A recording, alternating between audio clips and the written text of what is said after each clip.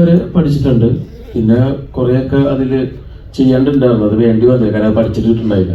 അപ്പോൾ അതുകൊണ്ട് പഠിച്ചതെല്ലാം ചെയ്തിട്ടുണ്ട്. കാറിൻ്റെ കുറച്ച് കാര്യങ്ങൾ അറിയാം നന്നായിട്ട്, പക്ഷേ കുറച്ചാളും ഒരു ഈ കോയിൻ പരിപാടിയുടെ കാര്യങ്ങൾ കുറച്ച് ബുദ്ധിമുട്ടായിരുന്നു, അതൊന്നും ചെയ്യാൻ പറ്റില്ല. അപ്പം കാറിൻ്റെ കുറച്ചൊക്കെ നല്ല രസം. പിന്നെ വേറെ കുറച്ച് കാര്യങ്ങൾ കാണിക്കുന്നതിലൊക്കെ റിയലായിട്ട് ഒരു കോച്ചിങ് ഉണ്ടായിരുന്നു കുറച്ചാൾ. പറഞ്ഞ പോലെ തന്നെ ആയാലും ഭയങ്കര കള്ളുഷാപ്പ് സെറ്റിംഗ്, അതിൻ്റെ അകത്ത് നടക്കുന്ന ഒരു മർഡർ ഇൻവെസ്റ്റിഗേഷൻ സസ്പെൻസ് എന്നൊക്കെ പറയുന്ന പോലത്തെ ഒരു സിനിമയിൽ ഇതുപോലത്തെ ഭയങ്കര ഫ്രഷ് ആയിട്ടുള്ള കാസ്റ്റിംഗ് വരുമ്പോൾ തന്നെ ആ സിനിമയുടെ ടോൺ ഭയങ്കര പുതുമയുള്ളത് തന്നെയാണ്. അത് ഈ പറയുന്ന ഇങ്ങനെയുള്ള ഇവര് ഇപ്പോൾ അതിൽ ഉപ്രൻ എന്ന് പറയുന്ന ഏട്ടനും അങ്ങനെ ഇങ്ങനെയൊക്കെ ആയിട്ട് കള്ളുകുടിക്കാരൊക്കെ ആയിട്ട് വന്നിരുന്ന് ചീട്ട് കളിക്കുകയൊക്കെ ചെയ്യുന്ന ആൾക്കാരെന്നൊക്കെ പറയുമ്പോൾ നമ്മുടെ നാട്ടിലോ അവിടെ ഇവിടെയൊക്കെ കണ്ടിട്ടുള്ള മോഹങ്ങളൊക്കെ പോലെ അതൊരു ഭയങ്കര പോപ്പുലർ ആയിട്ടുള്ള കാസ്റ്റൊക്കെ വന്നു കഴിഞ്ഞാൽ ചിലപ്പോൾ ആ ഫ്രഷ്നെസ് കിട്ടില്ല. അപ്പോൾ ആ ഒരു അൺപ്രഡിക്റ്റബിലിറ്റി ഉണ്ട്.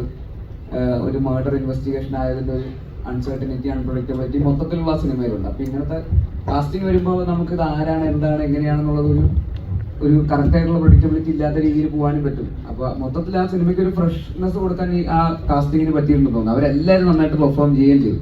എല്ലാവരും ഇപ്പോൾ ഈ ഇരിക്കുന്ന, ഇപ്പോൾ നേരത്തെ പറഞ്ഞ പോലെ ഇങ്ങനെ ഇരിക്കുന്ന ഒരു രൂപത്തിലൊന്നും അല്ല സിനിമയിലുള്ളത്. കുറേ കൂടെ മേക്കപ്പ് ഒക്കെ ചെയ്ത് അത് അങ്ങനെ. അപ്പോൾ ആ സിനിമയെ കണ്ടിട്ട് നമ്മൾ തിയേറ്ററിൽ നിന്ന് ഇറങ്ങിയിട്ട് എല്ലാവരെയും കാണുമ്പോൾ പെട്ടെന്ന് എല്ലാവരും ഭയങ്കര ഡിഫറൻസ് ഫീൽ ചെയ്യുന്നുണ്ട്. അപ്പോൾ എല്ലാവരും വേറെ രീതിയിൽ പ്രസന്റ് ചെയ്ത് ഭയങ്കര ആ ലാംഗ്വേജും ഇപ്പോൾ ആ തൃശ്ശൂർ ആക്സെന്റ് ഒക്കെ പിടിച്ചിട്ടൊക്കെയാണ് എല്ലാവരും ഭയങ്കര. അപ്പോൾ അവിടെ നടക്കുന്ന ഒരു കഥയായിട്ട് തന്നെ നമുക്ക് ഭയങ്കരമായിട്ട് ഫീൽ ചെയ്യും.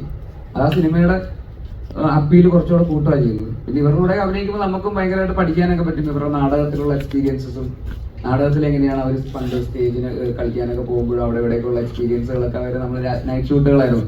അപ്പോൾ ഇവരുടെ കഥകളൊക്കെ പറയുമ്പോൾ നമുക്കും ഭയങ്കര എക്സൈറ്റ്മെന്റ് ആയിരുന്നു. കുറെ അറിയാനും ഒക്കെ ഉള്ള ഒരു സാഹചര്യം ഉണ്ടായിരുന്നു. പിന്നെ എല്ലാവരും നന്നായിട്ട് ചെയ്യുമ്പോഴാണ് സിനിമ നന്നായിട്ട് വരിക എന്നുള്ളതാണ്. അപ്പോൾ എല്ലാവരെയും നന്നാവുക എന്നുള്ളത്, അപ്പോൾ അങ്ങനെ ഒരു ടീം വർക്ക് ഭയങ്കര ഇമ്പോർട്ടൻ്റ് ആണ്. അപ്പോൾ എല്ലാവരും നന്നായി ചെയ്തു, നന്നായിട്ട് വന്നു എന്ന് അറിയുമ്പോൾ ഒരുപാട് സന്തോഷം.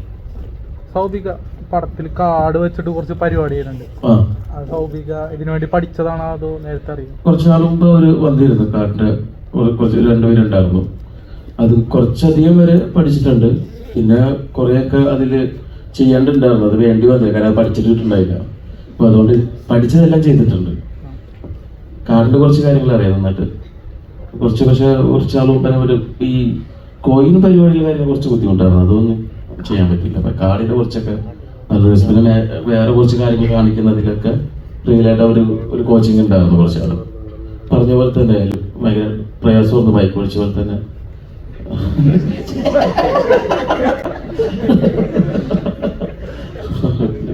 കുറേ അധികം കണ്ടാൽ മനസ്സിലാവുന്നു.